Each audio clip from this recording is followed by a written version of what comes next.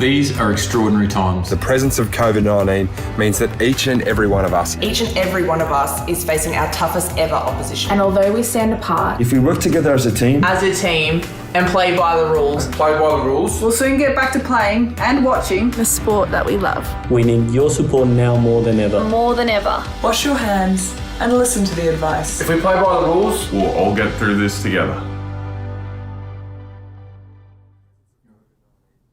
Hello and welcome everybody to take two of the second of our think tank in the series, the post-COVID-19 community sport series. Welcome everybody. I'd like to start, my name is Peter Downs, I'm manager of Play by the Rules. I'd like to start by acknowledging the traditional owners of the lands on which we all sit and pay my respect to elders past, present and emerging. Today's topic is on governance planning, governance challenges and planning for the future. And even before COVID-19, this was an important topic, but even more so now with limited resources that we're facing in the future. And to discuss that today, our format will be that we'll discuss this for around 10 or 15 minutes and then take your questions. So please do sending your questions and comments as we go, and we'll monitor those and we'll talk to Margot about them. But first, can I introduce you to Margot Foster, friend of Play by the Rules and governance guru. Hi, Margot.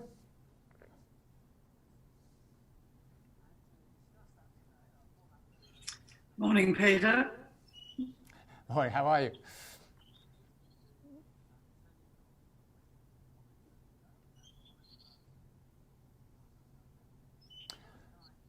Hi, Margot. I'm very well. How are you? I'm good. Thanks, Chloe. I'm just receiving you there. Okay, Margot, governance challenges and planning for the future. Hi, Peter.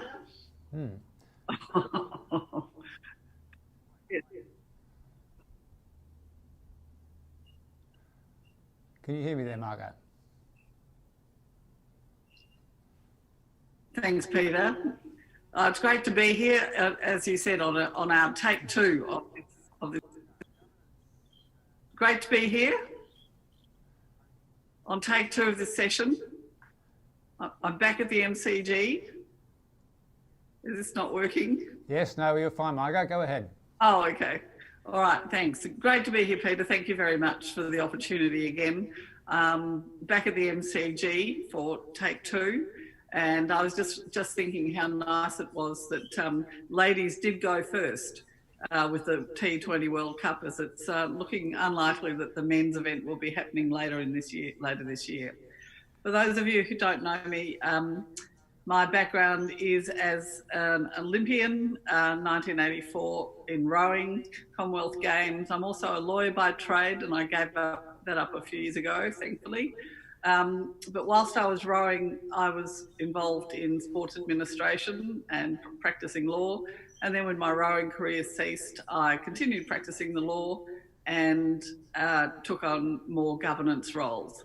And something that I really enjoy doing and have learnt a lot over the last 30 or so years. So I'd like to thank all the people with whom I've worked over those years for what I've learned in that journey. So this is a really difficult and challenging time for us all. I don't think I need to go through those difficulties and challenges with you. They're live, they're changing, and there are also opportunities arising as a result. We can control what we can control, but I think we all know that community sport is essential to all of us.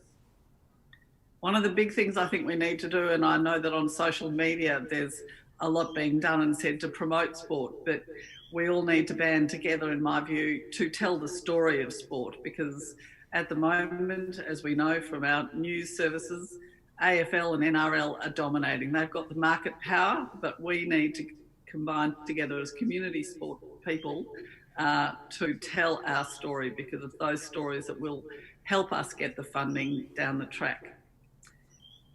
There's lots of challenges with the current pandemic, and Paul and Bridie touched upon them in the first session.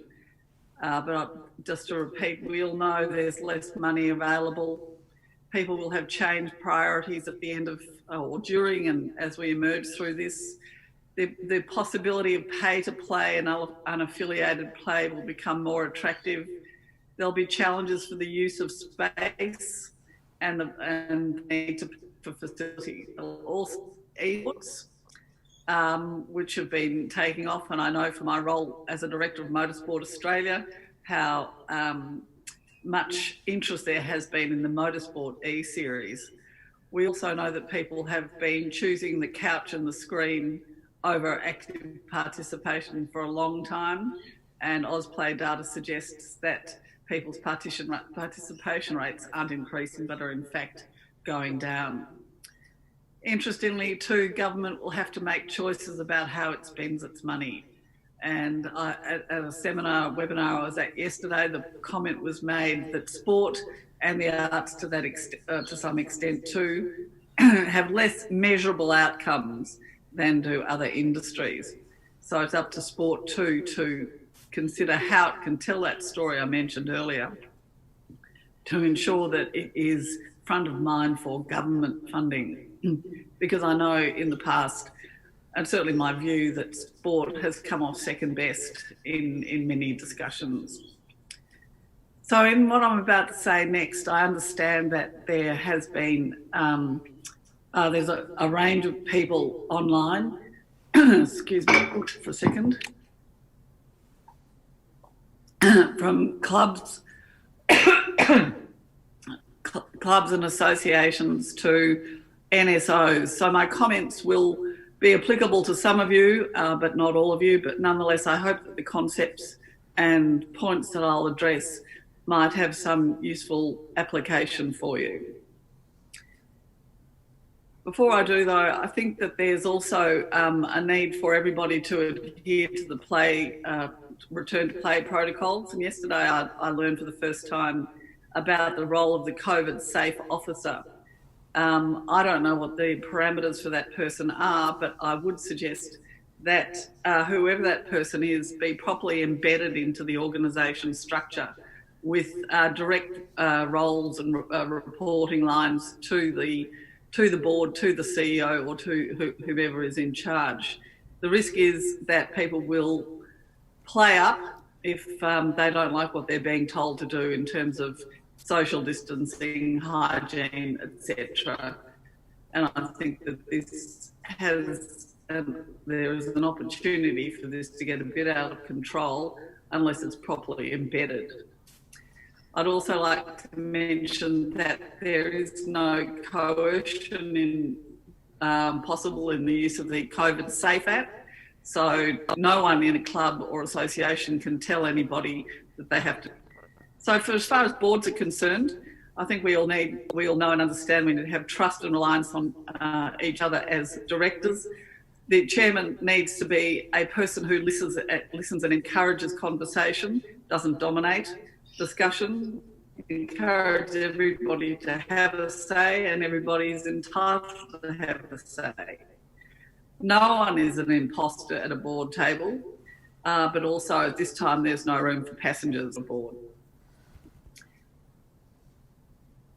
I think conflicts of interest are really important here, and I have had a couple of conversations with people to say that even on boards where representatives are supposed to be independent, not representing their states, there are still becoming divisions along state lines. And I think cleaving the states are certainly advantageous to the sports. Futures. I think you need to have a good handle on your finances. Don't over-egg your budgets, and I'm sure you're not, given the decline in sponsorship.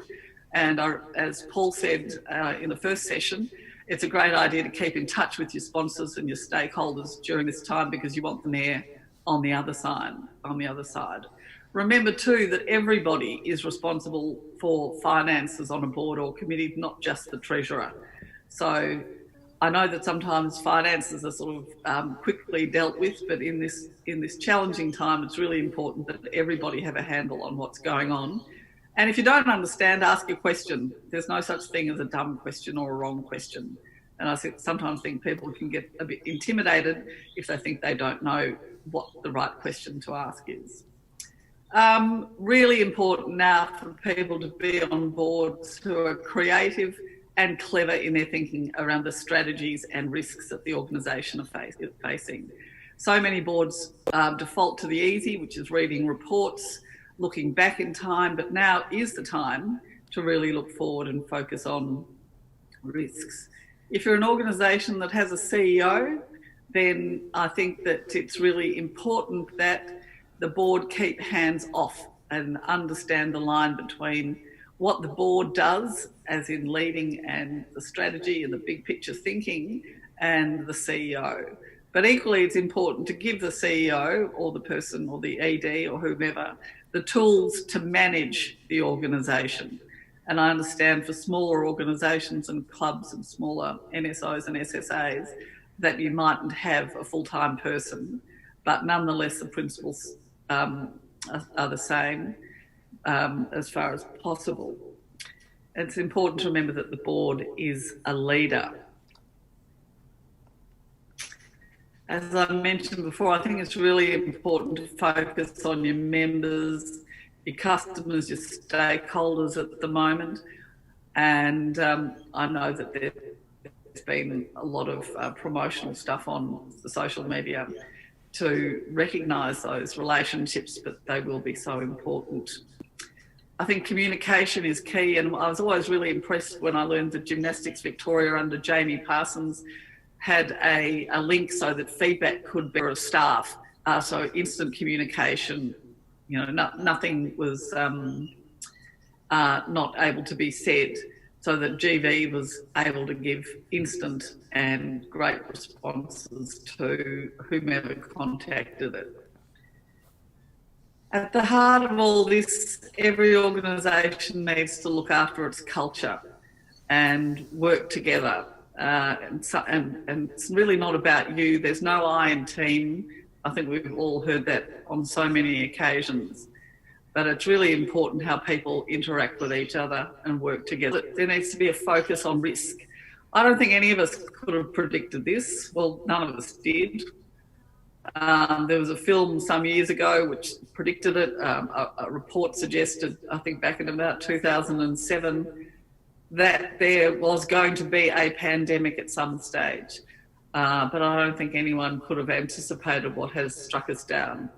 So in this time, focus on your strategic plan, do your SWOT analysis, your strengths, weaknesses, opportunities and threats, because they will have changed significantly since the last time you did them.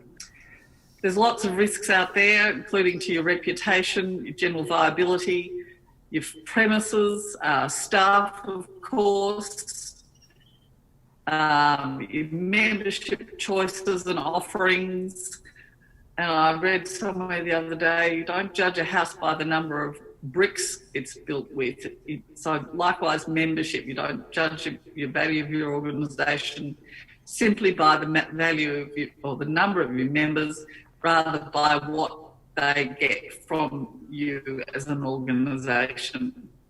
We also have to factor in climate change and the effects of that, because whilst that seems to have gone a bit by the wayside in public discussion,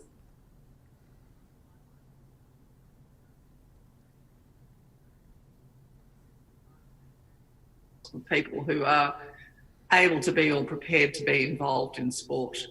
Likewise, legal obligations to comply with. There's a new whistleblower policy that came in which does apply to companies limited by guarantee, which some sports are, but there is also application to incorporated associations. So that's something else to get your head around. There are Privacy Act issues, particularly in relation to the COVID Safe app. And in Victoria, for example, on the 1st of July, industrial manslaughter legislation comes into play. And whilst that's not directly relevant to most sports, it is nonetheless a piece of legislation, like so much legislation out there, that just needs to be identified so that clubs and associations are aware of it. Meetings We all know we're meeting differently, and this flexed way of doing so will probably continue for some time.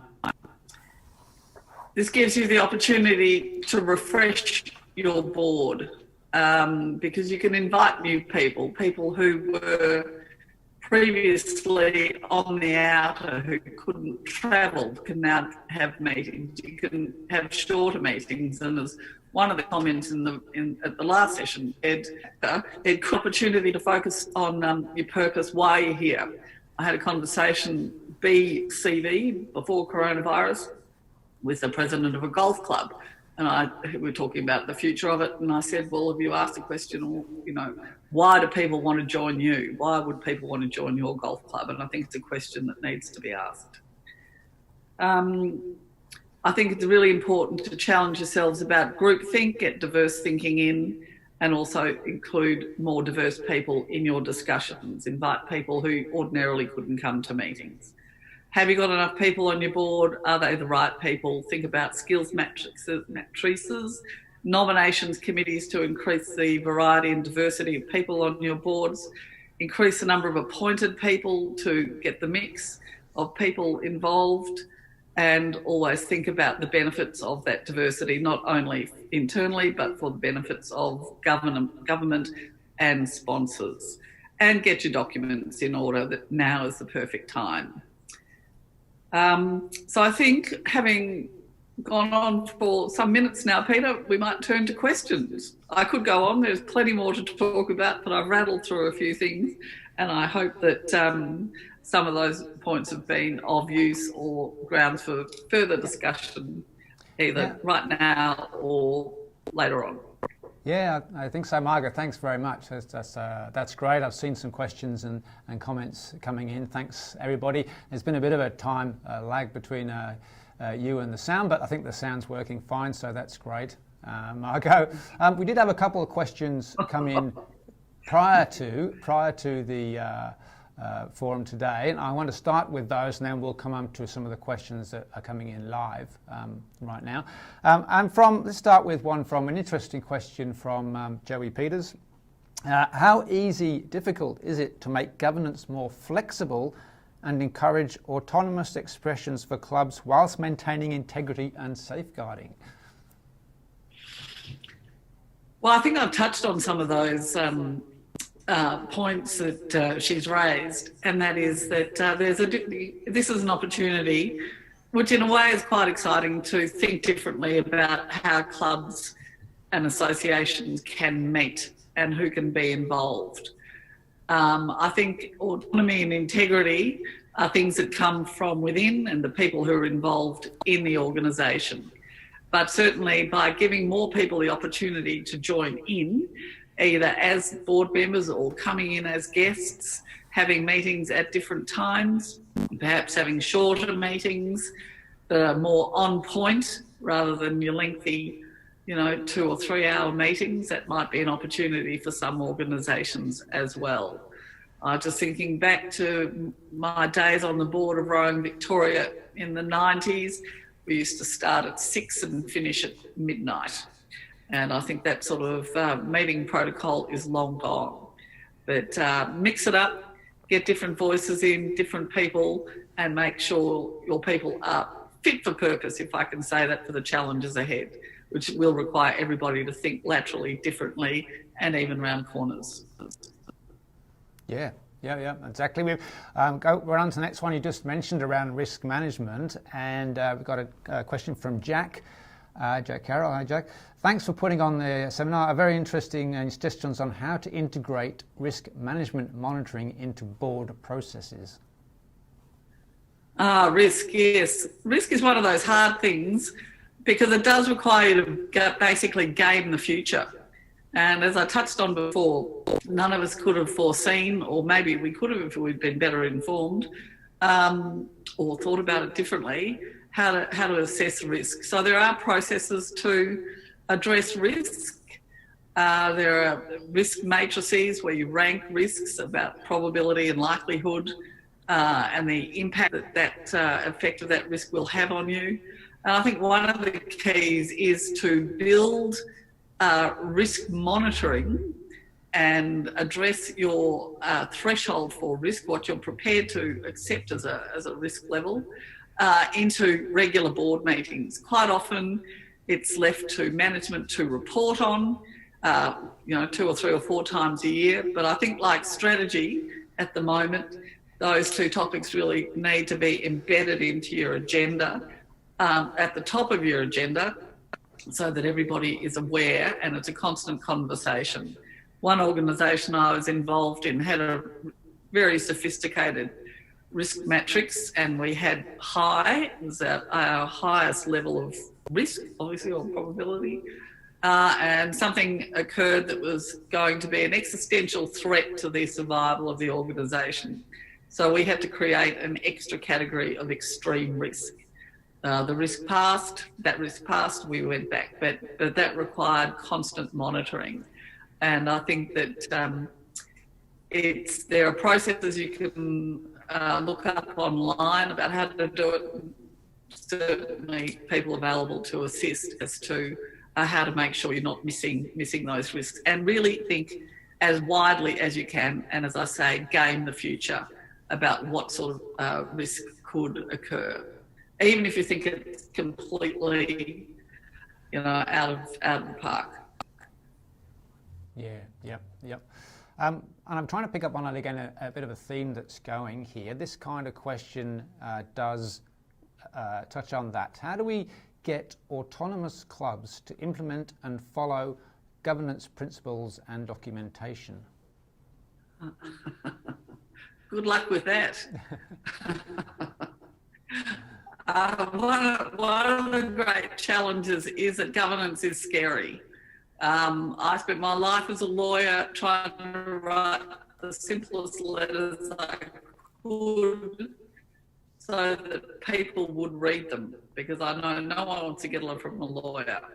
And I apply the same, so many of them, they seem to be so complicated, they're not boiled down, and not to say that they need to be boiled down, but they're not easily consumable, readable in many ways, and people just think, I'm going to deal with this later, it's too hard, I'm a dummy.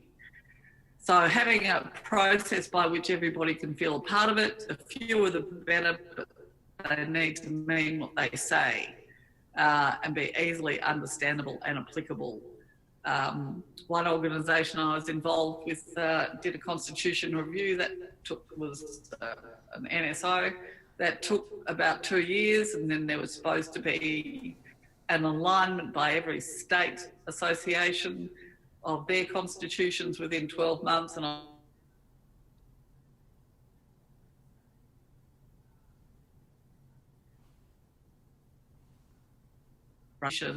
keeping the sport alive, keeping the club alive. It's a real challenge, but I think simplicity is the key to that. And I've seen so many documents that aren't simple that I understand they'd be put off, but it is a challenge. Yeah. Thanks, Margot. Again, another one here, which sort of follows on from some of the comments and discussion at our previous think tank. Their question from Bo.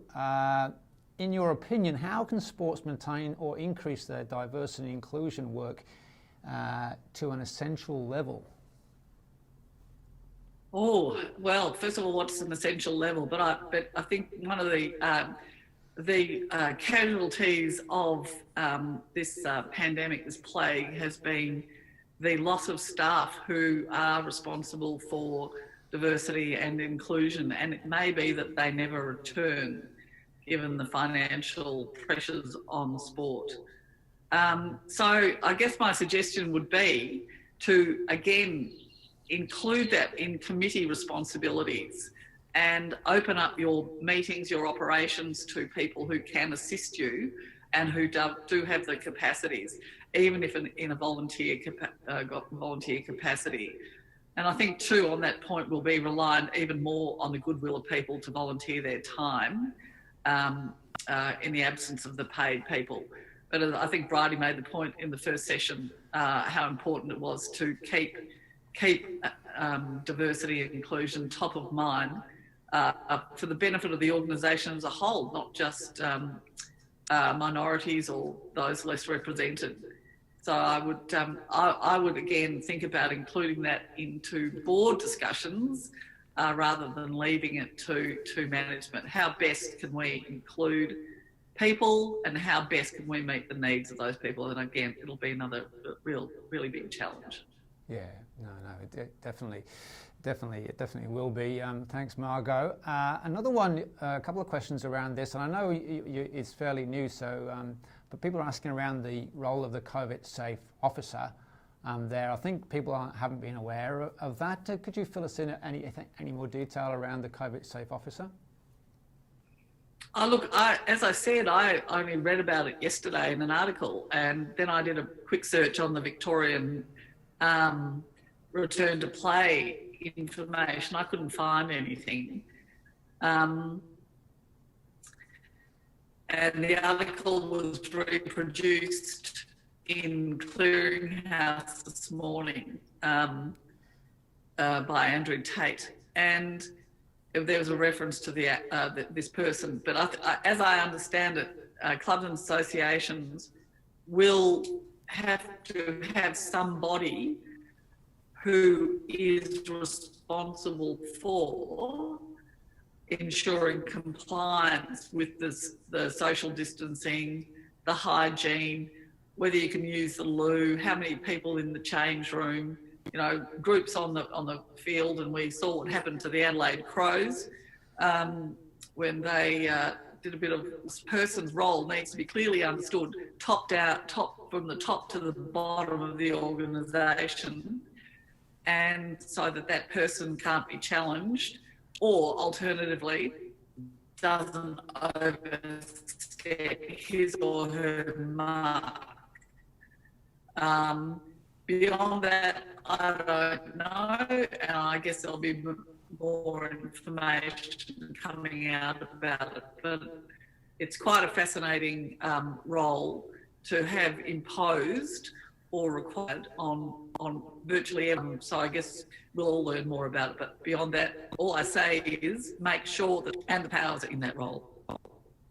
Yeah, okay. Well, we'll keep a tab on that, and I'll look for it and try and put something onto Play by the Rules as well. A couple of people have mentioned for everybody really that Sport New Zealand have some tools around risk management in particular.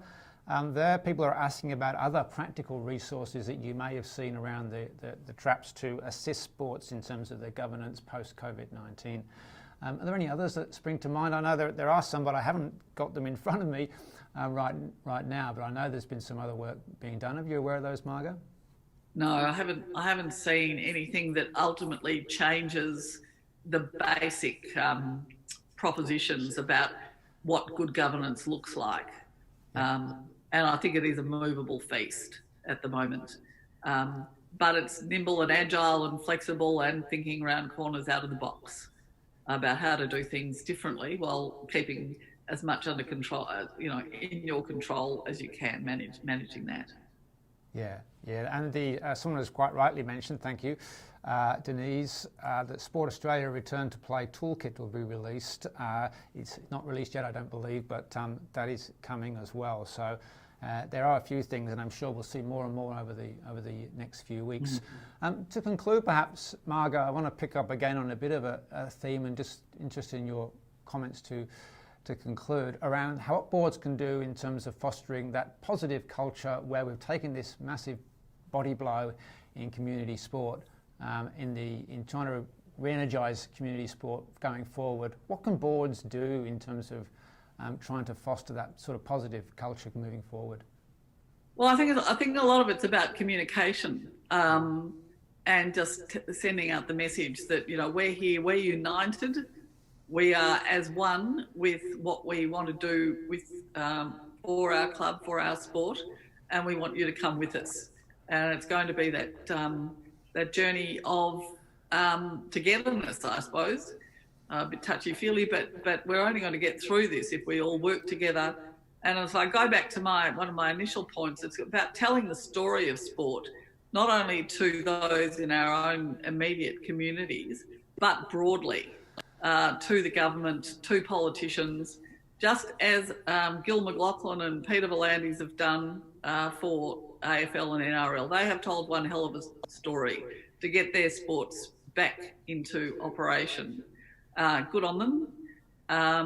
Again, they're workplaces, but the rest of us, Olympians, Paralympians, every elite sports person in this country does not have the same rights to play as do those sports. So if we can tell our story individually, locally, collectively, then we might emerge from this more strongly than we might.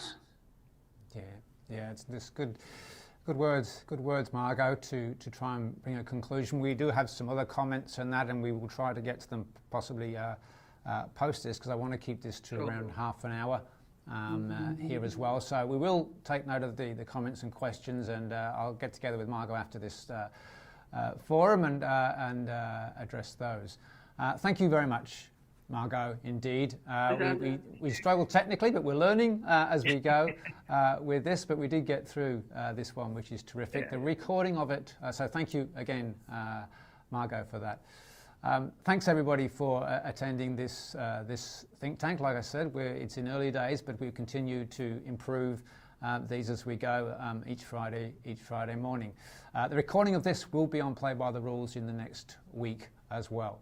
The edited version of this will be up on Play by the Rules, and all previous forums too. So thank you very much for your participation today, and we hope to catch you again. We'll be promoting these forums again next week and the following weeks after that as well. So please do register for the upcoming forums.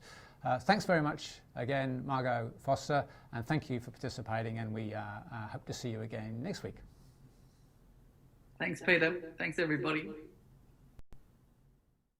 These are extraordinary times. The presence of COVID-19 means that each and every one of us is facing our toughest ever opposition. And although we stand apart, if we work together as a team And play by the rules.